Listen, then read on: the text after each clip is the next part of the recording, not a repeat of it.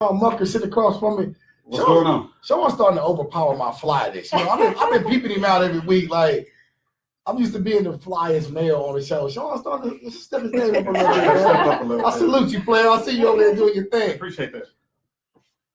In the building today, we have a special guest. I've been wanting to meet you for a while, right? Really? Yeah, we have special guest Megan Bell in the building, people. Hey. Hey, so look, I've been wanting to meet you for a while, and I have a gripe with Facebook. I always have a gripe with Facebook.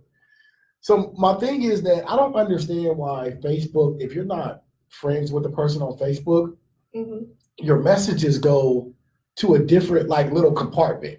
Really? And Yeah, it goes to like a spam folder. Right, and you're What? like when you use Yeah. Messenger, right? Because you sent me, I look Right. back and you sent me, you've been sending me messages for a while, right? Look, I'm gonna show you just so you know. Look, well, are we friends now? Yeah. Okay, we're friends now. But when you're not friends, We've been friends for a long time. listen, are we having? Yeah. You be doing too much. But no, look, when you're not friends on Facebook, your messages go, your message in Messenger, they'll go here. Like, say for example, Filtered. It'll I'm go so to a filtered inbox. okay, you see these people here? These are all my friends. Well, maybe because you get a lot of messages. Look, See, you know, that's what he's not saying. That's what I'm saying. They might have got skipped over. Yeah. hey, literally, I get over 100 a day. But That's insane. no, but 75 are spam. Oh. Well. Yeah. Everybody like, oh, okay. But anyway, I want to introduce Megan Bell to Urban Voices Radio. Yeah. Megan, Mhm. I'm proud of you. Thank you. There are not many people I can say that I'm proud of in this community. I am proud of you. Thank you. And why I'm saying I'm proud of Megan Bell, for those who don't know who Megan Bell is. Megan Bell, for one, you started a nonprofit organization, right? And the nonprofit organization is Virtuous Women of Empowerment. Virtuous Women of Empowerment. So first tell us What they do too. the name. The name says a lot. Yeah. So you're empowering women. Right. And secondly, Megan is in the process of opening a Black-owned grocery store in West Louisville. Yeah. And for those of you that don't know how big this is, right? If you're in urban communities are pretty much the same nationwide. So when you go into to urban communities that are currently going through gentrification or that have survived what I call AC, right? And that's after crack.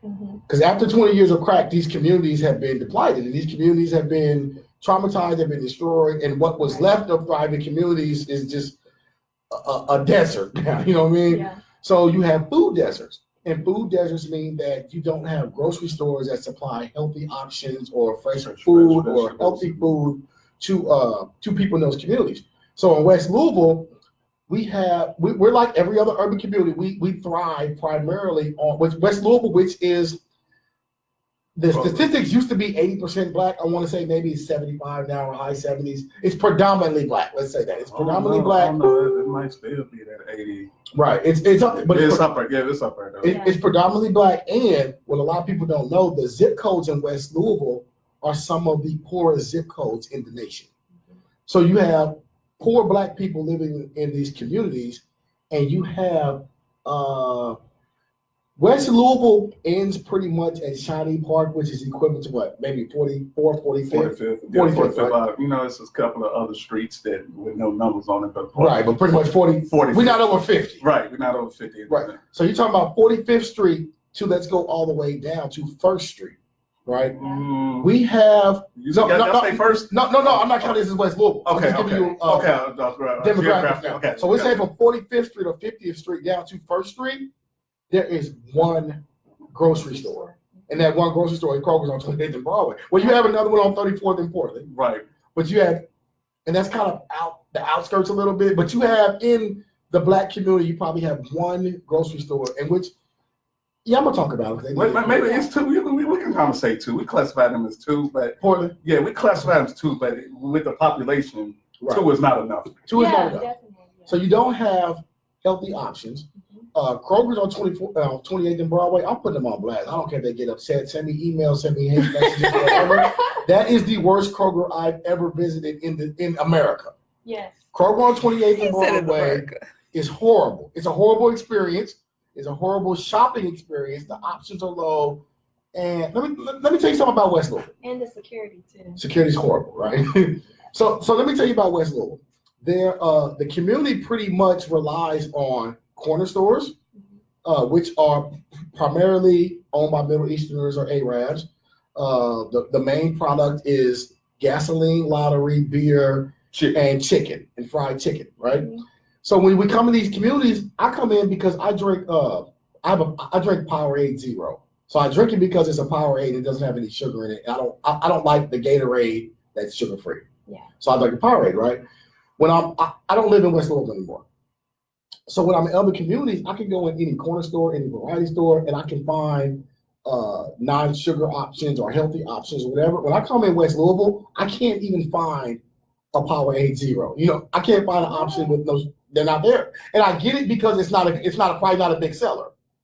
You know what I mean? So I guess it kind of coincides with the community. But these stores aren't offering healthy options, but the people in the community are also conditioned to eat poorly or have poor eating habits. In these communities, what I'm saying, the crime rate's high, the healthcare options are low. It's a lot of things that tie into the poverty-stricken communities in the urban community. But Miss Megan Bell is trying to change the culture.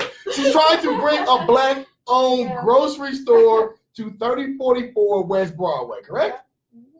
And the name of the grocery store is going to be called? The Next Door Market. The Next Door Market. So tell us how this ingenious brainchild was born. Well, I'm from Newburgh. Okay. Newburgh? Y'all said it wrong. It's Newburgh. Yeah. Is that what it is? Whatever the case may be, it is what it is. All right. Okay. So I grew up around the same type of environment where there were lack of accessible grocery stores, resources, and different things like that. And I also grew up with my family. You know how my family is from the South, so as all of us are. Yeah. Originally. Originally. Yeah. But we were raised on Southern food, so Slave food. basically. Slave food. Yeah. So it took me to go to college and different things like that, step out of that environment. And my husband is a physical therapist. So he's really on the eating healthy type deal, whatever. And it took me to step away from home for about 6 years, come back and realize that there was a real issue with what was going on in our communities. So were you not living in Louisville? No, not for 6 years. I was living in Lexington. Okay. But I'm really originally from Newburgh. So when I came back, I started to see. Hold on. How are you gonna keep saying Newburgh like you ain't from Louisville, like Newburgh? Because Newburgh is like Newburgh. Newburgh people consider Newburgh a city of its own. Well, I don't know. Hey, you from Louisville? Nah, go ahead. I'm sorry. But there's Newburgh pride. So people are proud to be from Newburgh. Yeah. Respectfully. Yeah. I'm proud to be from Newburgh. Okay. But I started to see, like I said, a lot of issues in our community as far as not being able to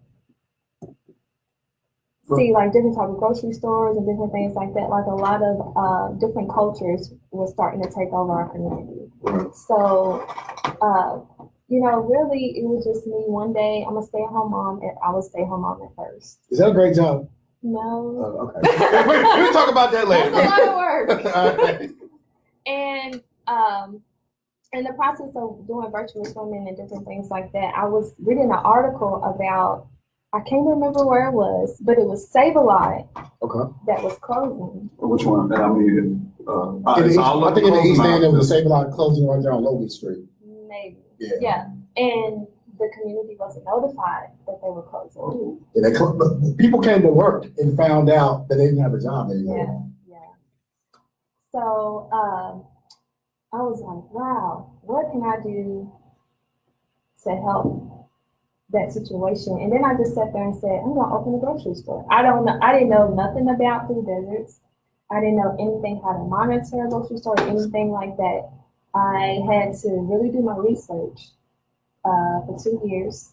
And I started doing like just putting what I wanted to do out there. So going to different grocery stores, working with different mentors, different things like that, knowing how a grocery store is run successfully, talking to other Black-owned grocery stores and venturing out and getting that connection and knowing what other Black-owned grocery stores there were like in America overall. So throughout your search, did you find a vast amount of Black-owned grocery stores?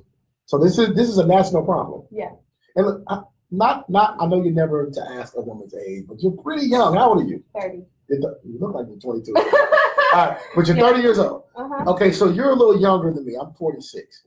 This is A little bit younger. That's good. That's a generation of that. No, not that. Sorry. but no, my point is that when I was a kid, there were plenty of Black-owned grocery stores. So coming from, I was born in the 70s.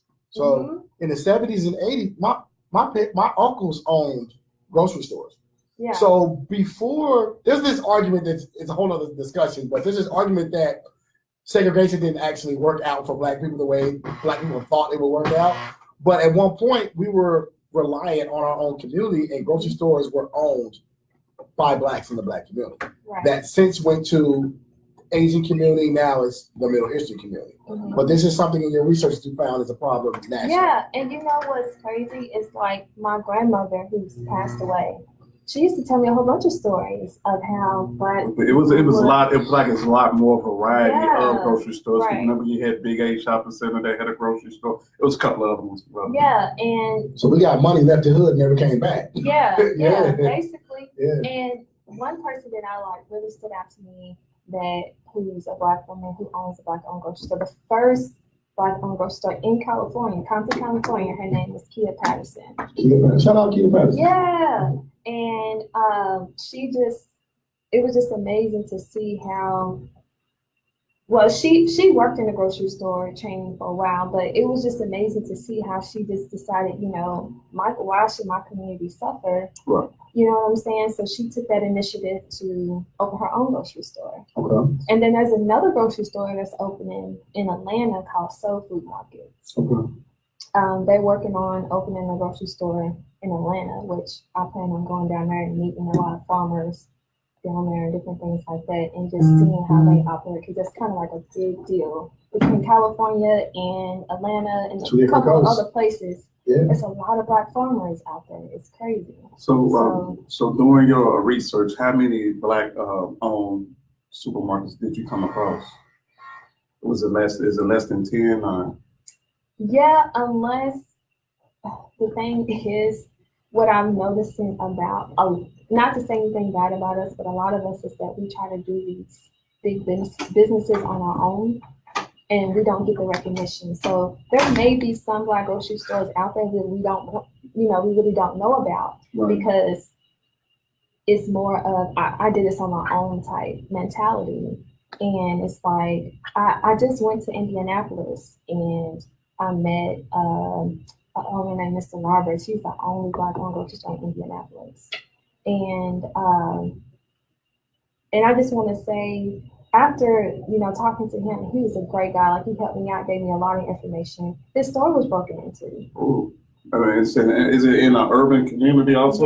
Yeah. And it was around a lot of hair shops, different places like that he was around. And he was the only person in that shopping center that would do a lot of community events and different things like that. So I guess that was an easy target for him, for people to be. Kindness for weakness. Yeah. And people were like. Vulnerable too.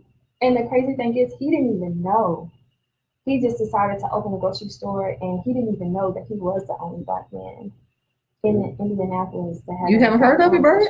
No, I haven't. And I went to high school in Indianapolis, but Really? yeah. And Well, he's only been open for 2 years. Okay, he was long gone. He still goes upward. No, I'm just saying, but he wouldn't know about it because he's not. But no, it's wild because after, like I said, when I was growing up in the 80s and I was growing in the 90s, but 70s and 80s, these what you call now, we call them gas stations now, that are owned by like Middle Easterners. Blacks own corner stores in our community. Like we would walk down to the corner store, get penny candy, and these were all Black owned stores. And this has just changed after crack. Like crack, people don't realize how much crack devastated our communities, but it depleted our communities. And then people, with the crack wave, the crime, blacks moved out and allowed others to move in, and also took away like our sense of pride in self and our pride in our community. So what you're doing is extremely, extremely tremendous. Thank you. It's extremely tremendous. And for someone so young, it's inspiring. So your goal for this store is what? This will be the first mostly 90% organic grocery store.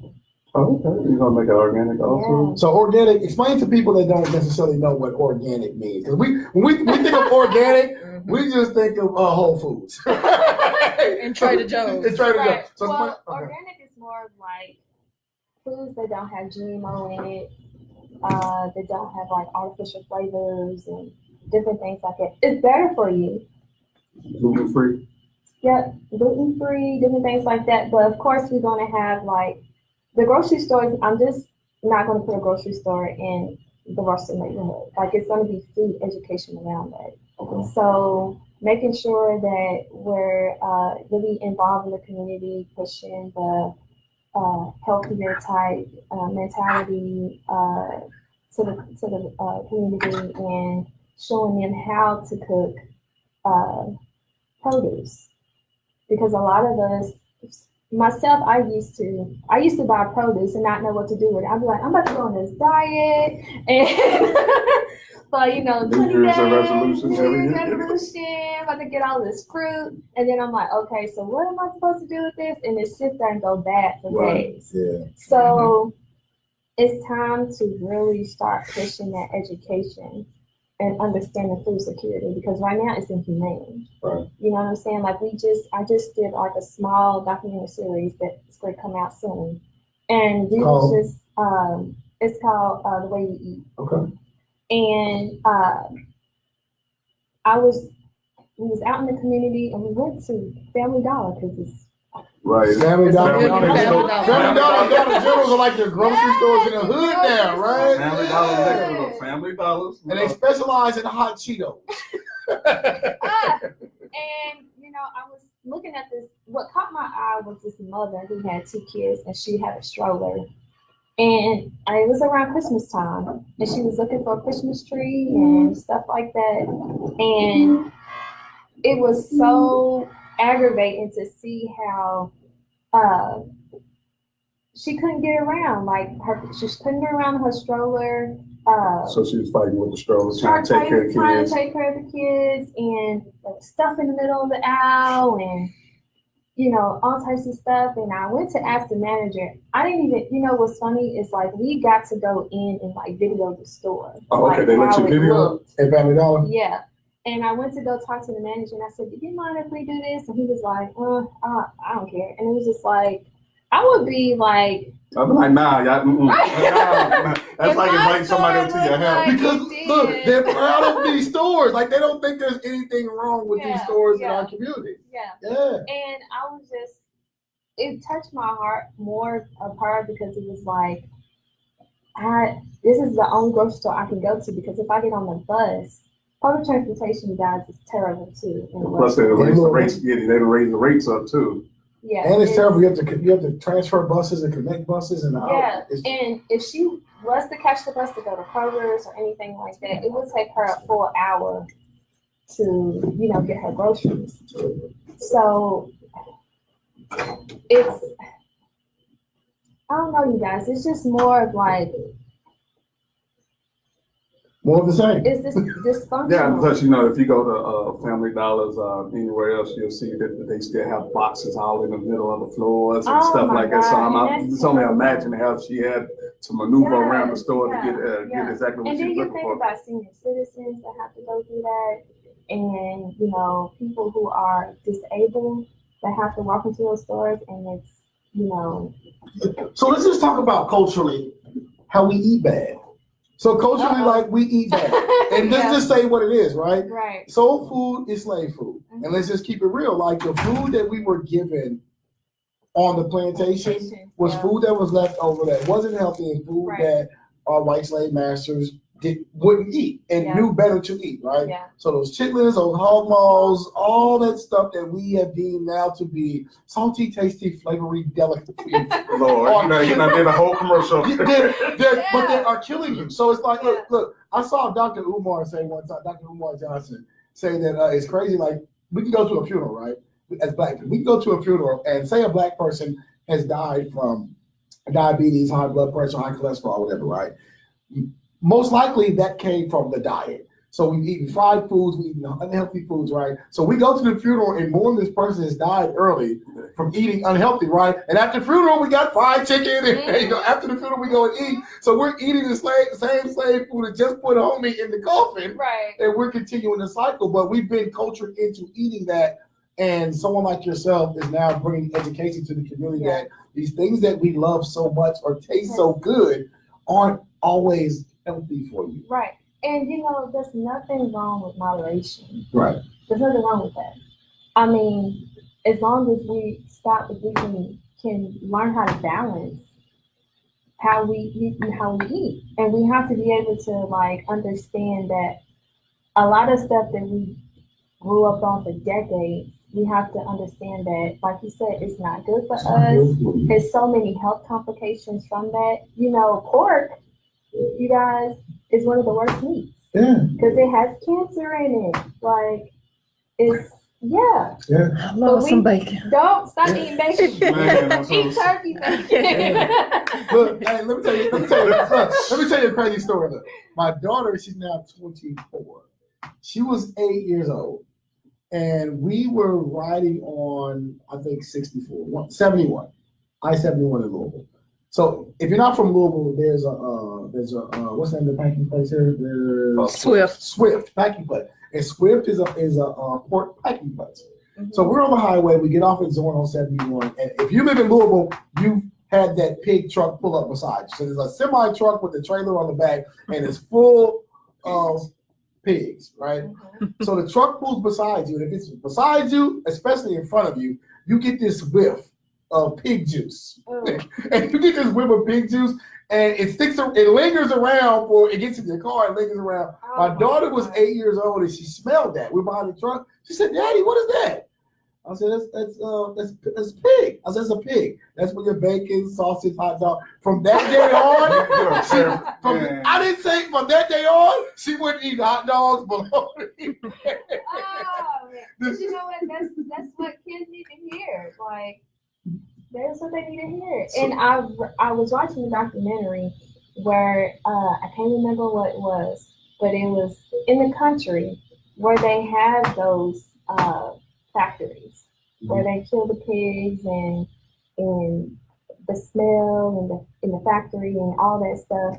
And the people the community that had lived out there, they were like pushing the government to stop it because I don't want to come out my house and have that horrible smell from y'all slaughtering pigs. I think they tried to do that too with Swift over in the neighborhood. No.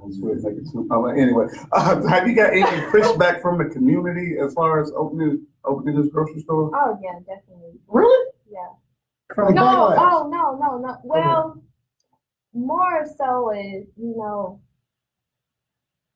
if Were they if more I- eager to want to help you get this? more eager, but a lot of them was just more of like, her prices are too high and I'm gonna continue to go to Kroger's. And you're not even open yet. Projected date is 2021, right? Yeah. And it was just more so because I believe the last black-owned grocery store that was here, they were complaining about the prices. And what was the name of the last black-owned grocery store? I couldn't tell you. I don't know. It's called, is it Sister Denise Market? Oh, are they closed? Yeah. 18th and Outdoor Point. They're closed already? Yeah.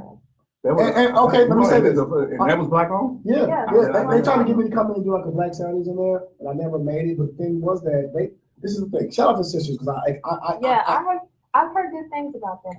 They tried. Yeah, right? they tried. And the thing was this is a great segue. But the thing was that they weren't able to function on a high level based on funding. when I went into the grocery store, they didn't have many options, and the shelves were pretty much empty because they were trying to do this themselves, and they didn't really have the funding. Which leads us into you. Now you were trying to raise $1 million to fund the store, correct? Well, not raised because I'm working with Louisville Forward Okay. and I'm working with SBA. Okay. Small Business Yes, Association. And then I'm also going to do a fundraiser, different, but it won't be just like, give me all your money. And, it's more of, I really want people to see how much it's going to impact our community. So, working with different type of ways that, I can raise the money. And I do have a big surprise, but I can't say it right now because I have like this huge partnership that's coming. But it is coming. I'm going to be making an announcement in March. Okay. But, so She that's. done partnered up with the urban. No. Well, she is working with the Urban League. But Shout out to working? Shaniqua. That's what I was about to say. So, have like the Urban League and other resources reached out to you? Oh yeah, and Miss Shaniqua, she's actually the first person well, not really the first person, but basically like the second or third person that I talked to about the grocery store. That's my girl. Shout out to Shaniqua. And she was nothing but supportive, and she, trying to figure out ways that, we can work together and different things like that with her doing the track and different things like that. So I could really see that collaboration being very powerful, like two Black women, doing great things in the community. Definitely. Yeah. We need more of it. As far as location, what made you choose that particular location?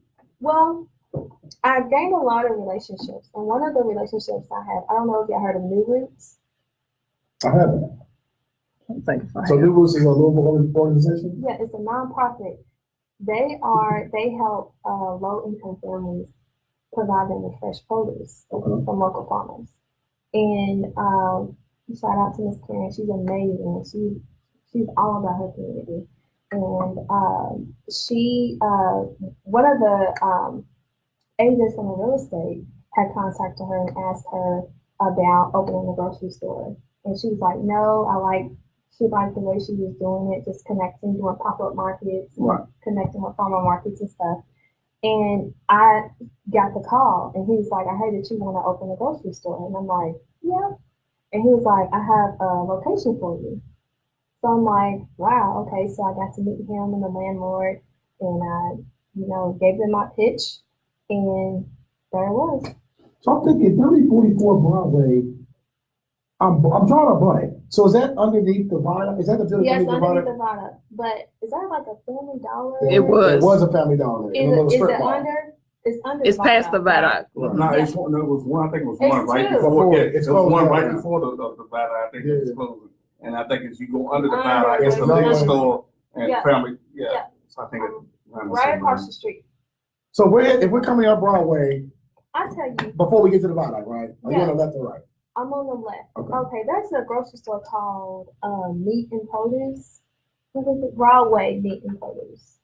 Yeah, Right. I'm drawing a blank. Right. Drawing a blank.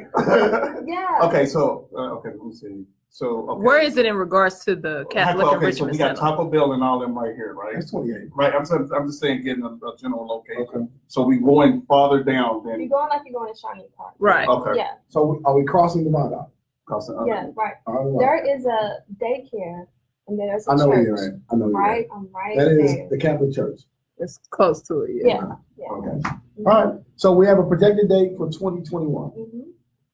As far as funds, are you thinking it's going to take about $1 million to get this thing open and operated in the way you would like it to run? Yes. Okay. So we need community support on this, correct? Yeah. Okay. Are there any crowdfunding programs? Are you doing anything to raise money? Yeah, well, we're working on a layout now, working with an architect firm to work on the layout of the drawing before we start the campaign, so people can like actually see what the grocery store is going to look like, and that'll help get people the vision and say, okay, this is what I would want to put my money into. Right. So yeah, that's what we're doing right now. I'm glad you're doing this community based, right? Mhm. Because Sisters was the last grocery store open. But prior to that, there was another black-owned grocery store that did it on a major scale that was on 26 in Doomadale. And this was maybe 10 or 15 years ago. It ended up being a meat market after that, but it was called Parkland. It was called Parkland Supermarket, and it was right on the corner of, is that Doomadale or Virginia? Virginia. Virginia. Okay, so it was 26 in Virginia, and they tried. And they opened up, and it was, I mean, this was what, maybe 2000? No, it was later than that. It maybe, was maybe like, 2005 or something like that. yeah.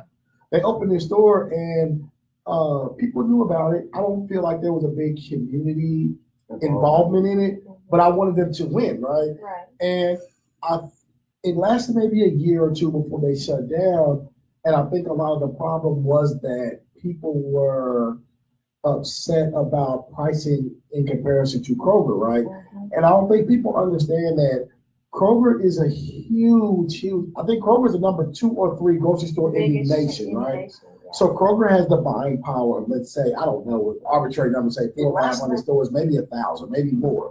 So Kroger's able to get these products for pennies on the dollar, essentially. Yeah. So someone opening up an independent black-owned grocery store may not have the network or the buying power as these larger chains, but it's important to reclaim our community Mhm. and to start a culture of ownership and eating healthy. Because Kroger's is not going to look out. Kroger's is not going to do a Megan Bell and say, well, look, we want you guys to eat healthy. Kroger will say, eat chitlins, hog, coffee. Right. You know what I mean? Because it's a business. But if you Come think in and get about what it, you like. listen, y'all, the crazy part is that we don't understand. I live out in Simpsonville, kind of like Simpsonville. Okay. So I have a Whole Foods, I have a Trader Joe's, I have a Kroger's, I have a Walmart, I have a Target. You have all those things.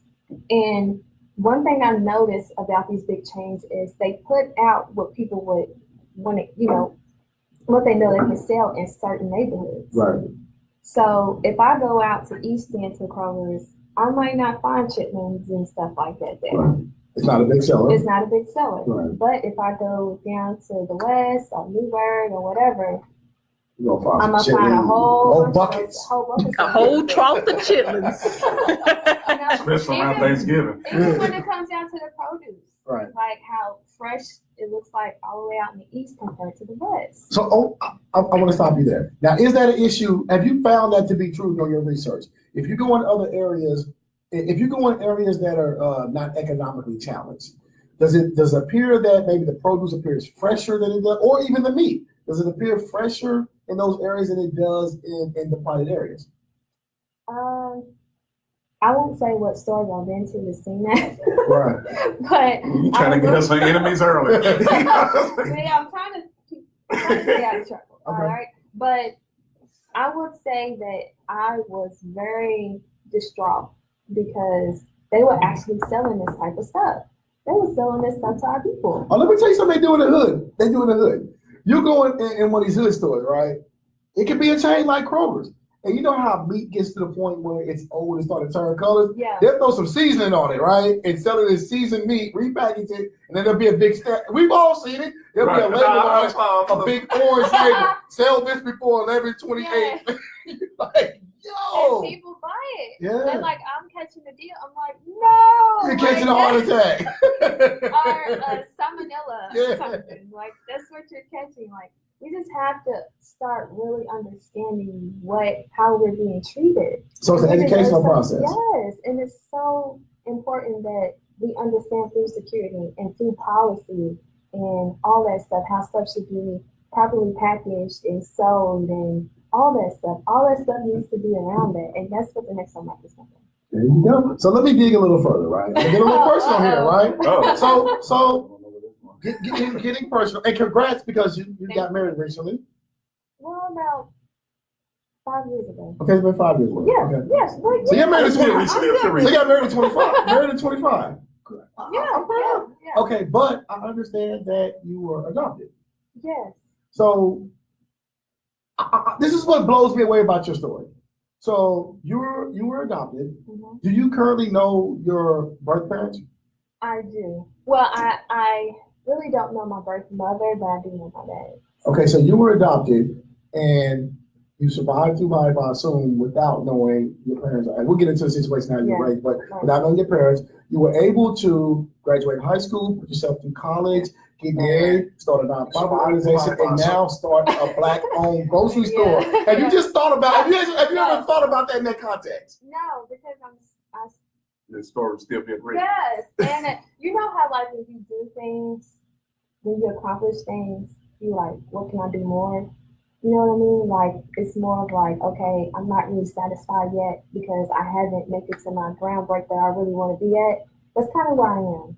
I really do have to start pitching where I'm at, but it's more of I'm just You didn't finish it. I'm not finished. But what makes it so amazing is that you understand that there are, I don't know, hundreds, thousands, millions of people that come from your situation, and you have every reason not to use it as an excuse, but you have every reason. The stats say you're going to fail, Yeah. and you've succeeded beyond probably anyone's imagination. You've exceeded beyond any expectation that anyone may have had for you. Yeah. So growing up as an adopted kid, if you don't mind, No. at what age did you realize you were adopted? I think my mother told me, my Adopted mother? yeah, she told me I was about 10 or 11. So she did tell you? Yeah. You know, most parents want to Yeah. keep that away from you. You know what I'm saying? Yeah. This is not to deter you. Right. But no, it was more of a really deep conversation that we had. And, you know, it was just, I really couldn't be mad at my biological mother for, you know, being in that situation. I'm glad that she did give me away when she did to protect me and her. But it was just more of feeling like the black sheep. You know what I mean? Like, wow, like it took 10 years for you to tell me this, and I've been thinking y'all my family the whole time. You know what I mean? So how does that feel? Was there resentment there? Was there sadness there? Was there? It was sadness. It was, but as I got older, I realized having my own kids, because I have 3. That's that's all that's important to them, is just to know mommy and daddy is here. They love me, they care for me, different things like that. And I know my biological mother cares for me too, and my father cares for me too. But you know, we just go through certain situations that, you know. Okay, now after discovering you were adopted, did it change the relationship with your adopted parents? It was more of like, no, not really. I mean, it was just more of, I really didn't grasp it really much because I was still a kid, you know what I'm saying? So it was just more of like, oh, I got adopted parents, you know. Yeah, cool. But it took me to like really have kids of my own to understand like, wow. Like decisions and stuff. Yeah, like when you go through the birth and have, you know, carrying the child and different things like that. And I just kept reminding myself how, you know, it's just a blessing. It's not a luxury to have children. And I have been through a lot of experiences and seen a lot of things. So I try to raise my kids the way that, you know, I never really got to have that experience with my biological mother. Right. So, yeah. This is a great conversation because you know, I don't think people often look at things from the other side, right? Mm-hmm. And when you look at, I'm glad you said that I know my biological mother and father love me, because at times that may be an act of love. If a parent realizes like, hey, look, right now my life is screwed up, I can't offer my child anything because I can't even offer myself anything at this time, whatever I'm going through. So it may be a better situation for me, as much as it may hurt, to give my child up and give her better opportunities, better lifestyle, better everything. And I learned that in just like in our communities that we really are in a survival mode. Definitely. You know what I mean? There's so many things thrown at us. And I can't be like, well, you should have been there. Why weren't you there? Because like you said, it was just decades from us, the struggle that we really went through, being segregated from our families and being taken away from our fathers and then different things like that. Our fathers being taken away from our homes and different things like that. So it's been like... Yeah, I think a lot of people don't really touch on how much that the government do not want the male involved, you know. Yeah. Well, just period, right? As Black people, right? And I have this conversation with people often that sometimes I get offended when people compare or contrast the Black struggle to anyone else's struggle, whether it be people who are victims of the Holocaust or other situations, right? But you have Black people, and you look at historically, Black people in America, Black people in America are the only group walking this planet, not just America, walking this planet, that we were uprooted from our mother country. We were uprooted. In the process of being uprooted, we lost our culture, our ties to our ancestors, if you want to say our religion, we lost everything. We lost touch with everything. No other group has suffered that. So after that, we went through 400 years of slavery. Once slavery was abolished, we were, at American Reconstruction, we were deemed to be given compensation for our work as slaves. So that was property, that was your 40 acres and a mule, that was compensation for being slaves. Before we were able to get that compensation, we got the Ku Klux Klan and Black codes. So we never got that. And then after Black codes, we got segregation in the South, and we got Jim Crow laws. So there's constantly been, and after that we got redlining, we had segregated communities, we had, it was just, I was born in, different I was born in the 70s, and in 63 or 64, they had, in Arkansas, they had to take Black kids to college or high school with a shotgun because white students wouldn't allow them to come in. So you have a group of people that have faced adversity since we've touched this country. Yeah. And everything that you see, then you go through the 80s of the crack epidemic. So you have 20 to 30 years of drugs being mass promoted and mass marketed in our community. I can get some drugs during that time before I can get a job, right? So you have drugs being marketed to our community at a massive rate. So you have a high concentration of drug users, a high concentration of drug sellers. So it's like a 2-for-1 deal. So you have people getting murdered for drugs, people overdosing, dying for drugs. You had the government coming over, mass incarcerating Black men and women for drugs, and then you had the rest just lost out here. So now we're 20 years past that, and we have a community that's just torn and broken up, right? So then we have a light like you at 30 years old coming from further adversity that's going back trying to repair some of this damage. Yeah, which I can't do it myself, you know, because I had a lot of women just here that has motivated me to follow my own dreams and different things like that. And I watch Miss Tiandra on social media. Don't watch her. We're gonna leave her. No, we just messing with her. That's all good. That's all good. Don't be mad. But it's great to see that you know. You didn't let her finish what she was saying. By the time you're talking, you right. Whatever. Go ahead, do your thing. No. Go ahead. No, it's just like I said, it's just like seeing different women in our city that's doing amazing things that has made me want to step up and say, because you know, like Miss Sandra and other women, like y'all telling me that I can do it.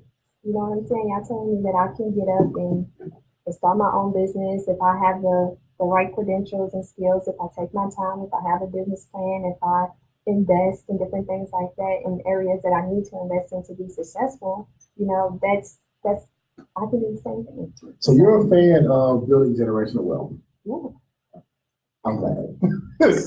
So how much national media exposure? Because I saw like there was like a Yahoo article. Yeah. And I know most of the time they just pick up from local and like Mm-hmm. reshare it. But how much national exposure have you gotten? A lot.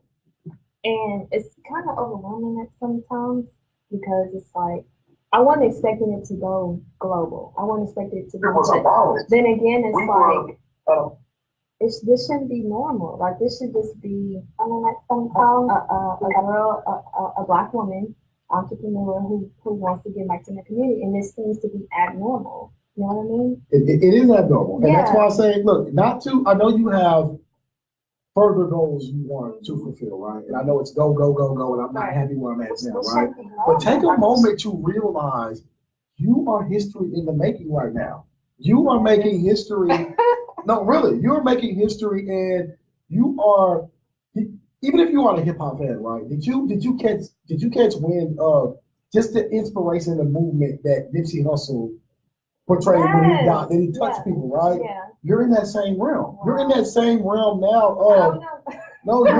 You got to give yourself that. Yeah, you are a young Black woman that is rebuilding a Black community and you're someone that is striving in areas that people currently aren't striving in right now. Yeah. And this is all from a need. Yeah. Like I tell people, entrepreneurship, that's what entrepreneurship is. Yeah. It's looking for a void and finding a way to fill that particular void. Your void happens to be wrapped around community involvement, and you actually are not just in this to make money. You actually want to see the community rebuilt and the culture rebuilt. Right. So you're doing amazing. Thank Don't you. ever not pat yourself. You're 30 years old. I know, and I think it's come from being humble. You know what I mean? And not getting a big head, and not. I mean, I appreciate the exposure of it all because it's telling me that I'm going the right way. I'm in the right path. But then again, it's just the humbleness that I've always had in me. That's like I never really thought about it. Thought that that history is actually going to be made. Like, You're gonna be in books. Believe this, you're gonna be in books. Definitely local books. You know, when Louisville does I think I had a book about the Dirt Bowl one year. I had a book about 100 successful Black people from Louisville. Like you're gonna be in those books and those conversations of people that have changed the culture economically and socially in the city of Louisville, if not America. She about to ship it. She about to ship it over. You know what I'm saying? Yeah. I mean, it's something positive too because you know you're teaching, and like you said, we ain't never taught to eat healthy. You know, so you got a chance to change the culture from young kids' mindsets. So if they see you in the community, a Black woman owning a grocery store, it's no, you know, their imagination can shift and feel like they can own. You know, what I'm saying? I hope that happens. And we care about it more hearing it from someone that looks like us. So if you're telling me, look, man, those rib tips you eat, I know they taste good, right? I know they taste good. But those rib tips that you're eating are, it takes them 47 minutes to digest after you swallow one piece. That red meat thing on your gut is maybe not the best thing. You know, but I mean, but hearing it's it. gonna be hard giving up the tips. Y'all gonna have to come up with some kind of a substitute or something. A healthy tip. Right. You gotta come up with some type of But here's the substitute. thing, though, like healthy food has just as much as flavor. Yeah. It's just not. You have to have meat for every meal. Like Right. you just don't have to have that for every meal. And we have to understand, like, the one big word that you used coming in this interview was moderation. Water can kill you if you drink too much of it. You know what I mean? Like, you can drown your system. Like, you can't just overdose on fried chicken and grease and pork and. Look at this. I love me some chicken. I love me Well, some God chicken. bless you with this amazing metabolism that you can like eat whatever you want. But all of us are not blessed in that particular way, right? So I love me some chicken. I don't think I would ever be able to stop eating chicken. yeah, but and look, You Okay, I mean, gotta there eat is, the like- healthy chicken. organic chicken. It's I organic mean it. chicken. My chicken fried, all flats with lemon pepper. All flats. Team all flats. Oh, but no, but even when it comes to say we talk about poultry like chicken, and I found this lady that look, I went in my curiosity peaked because I'm a chicken wing guy. I love buffalo wings, chicken wings. I'm a connoisseur. So I go into places now and I'm like, hold up, bro. I've never seen a chicken leg this large, right? So I started doing research. I went in. They're bringing back these remember the old school Bojangles? So they're bringing back the Bojangles chicken restaurant chain. So I stopped in Frankfurt one time and I grabbed the breast at Bojangles. You did. This breast, You gonna be grabbing breasts.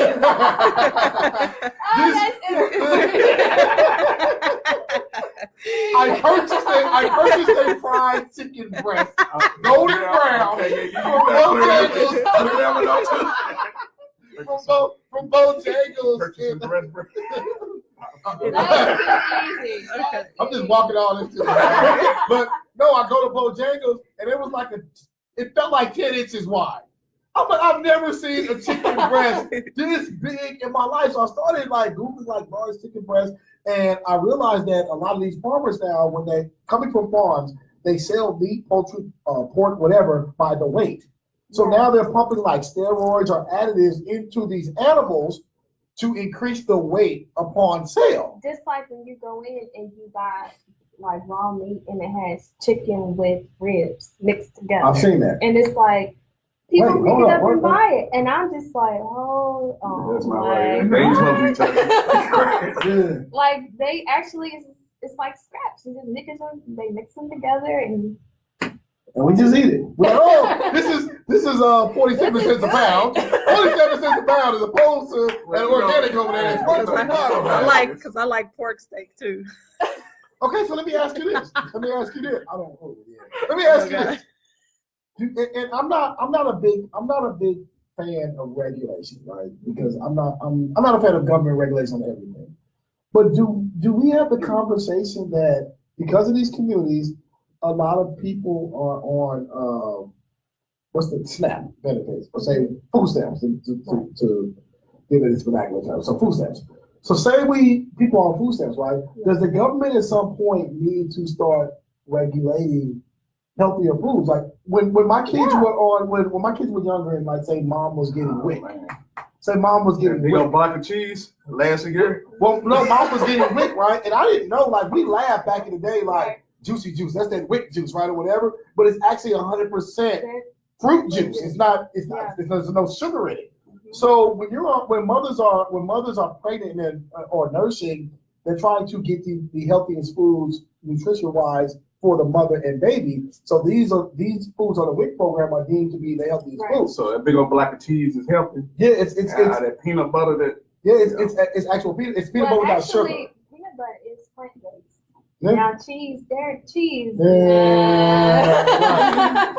Hey, did you know? And I love peanut butter. Hey, not we got one. not to grow people out, but during reading, you got those aha moments. No, listen, I'm reading one time, right? Do you know? Wait a minute, listen. Do you know humans are the only species alive, right, that drink milk from a substance other than their own?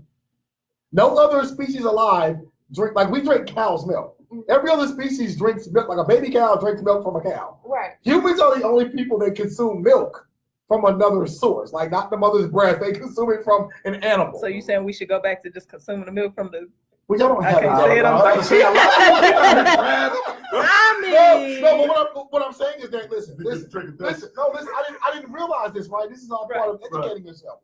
When you're looking at nutritional value, right? You're looking at a 2-ton or 3-ton cow, right? Whatever a cow weighs, 2,000 pounds, 3,000, whatever, right?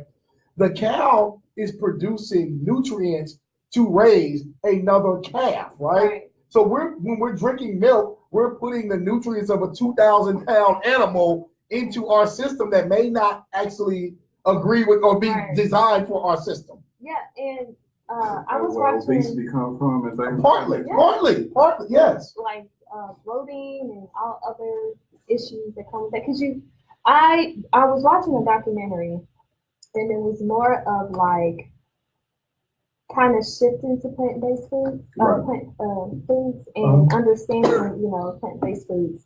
And one of the things that people are like really talking about, that we really need to talk about, is milk beneficial? Is it? Exactly. It's definitely not. It has this hindrance when it comes to Black people. Right. Yeah. Lactose intolerant. But no, back to what you're saying, right? If you ever looked at the human body, right, and if you, whatever God you believe in, or you believe in science, whatever people believe in, right, but the human body was designed to give a child what a child needs. So when a child is born, the milk is produced naturally from a mother to feed the child. Everything is is naturally designed to raise and to feed and we got you. We understand what you're trying. Yeah, I'm struggling with this. I'm looking for somebody to help me out. And I'm able to for nutrients. It depends on the mother and child, right? If I'm breastfeeding my kids and I try to sell my milk to the public, to drink, it's kind of like. So when you look at obtaining, ain't good for them. Well, just think of it. You're obtaining the nutrients in proportion rates. So you try to tell us a baby calf. I'm saying it may not be healthy. I'm saying when you're looking at a mother, the body's designed to get the proper nutrients to a child, and proportionately, the body naturally produces milk and it gives nutritional value that the child needs. Right. What is the outcome? We look at some of these cancers that people get, or some of these things that we're getting nutritional value from something that weighs 2,000 pounds. That's not a human.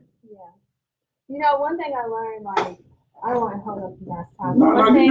One thing I learned is, and I'm starting to pick up on it in our communities. If it's not violence, police brutality, Some type of food, drama, drugs, trauma. alcoholism, trauma, it's either one of those things is killing us. Yeah. Either one. We're under attack. Yeah. We're Like under there's attack. no way Yeah. around these darts. There's like no way around. So something has to give. But there is a way around it. Education. Yeah. Yeah, see? Yeah. That's what you're doing. Okay. That's what you're doing. So tell us the name again of the store. It's called the Next Door Market, your neighborhood grocery store. And it's going to be where? On 3044 West Broadway. In opening 2021. Summer 2021. Summer 2021 is projected opening date. Is there already a crowdfunding campaign launched? Not yet. Because like I said, we have to work with an architect firm to draw out the building, what it's going to look like, so people can know, have a vision, and different things like that before they give them money. All right, so check it out, people. Megan Bell, this is a name you better remember. Don't run up on her when she blow up and you see her on Steve Harvey and Oprah. Don't run up on her then. But Megan Bell. I help stock at store. But no, Megan Bell, this is a name that you actually need to know and praise and understand that she's doing something to help change the culture of West Louisville and not just the culture, she's trying to change the diet and the lifespan of people shift the culture in West Louisville. So this is a community effort and it needs community support. So how can people reach you, find you, and support you on social media? Well, the Next Door Market does have a group, Facebook group, and we're working on the website now because, like I said, we have something big coming up in March that's going to be a part of the grocery store. And then social media, my personal page, I post a lot on there about what's going on and different things like that. It's just Megan Bell. So yeah. Is your married name Bell? Is Yeah. your married name Bell? So your maiden name wasn't Bell? Mm-mm. Okay. So my parents' maiden name is Bell. I was like, we might be kids or whatever. But no, make sure you support this young woman, and always remember, this is the most important thing. I heard Eddie Griffin say this at a comedy show one time, that starting something like Megan Bell is starting, it's just a thought in your mind. So when you look at this microphone stand or this chair was sitting, this computer, that was just a thought from someone's mind. It's a thought that we need something. This grocery store was just a thought in Megan's mind. So don't ever sit back and think that you need to be this person on a high platform or someone that came from vast amounts of wealth to start something. It all starts in your head, and you put the idea out there, and you get a group of people that help you. And remember, a lot of celebrities are self-made. They weren't born rich. There it is. So, See? yeah. There it is. Megan Bell, Next Door Market. Yep. Next Door Market coming 2021 spring or summer. Summer 2021. We're gonna have her back up here when it gets closer to the time. Yeah, so she gets some free watermelon. I know it's healthy. Check us out, Urban Voices Radio, every Saturday afternoon, 1 o'clock, 106.3 FM, people, and Yeah. we out here. Hey, thank y'all for tuning in to Urban Voices.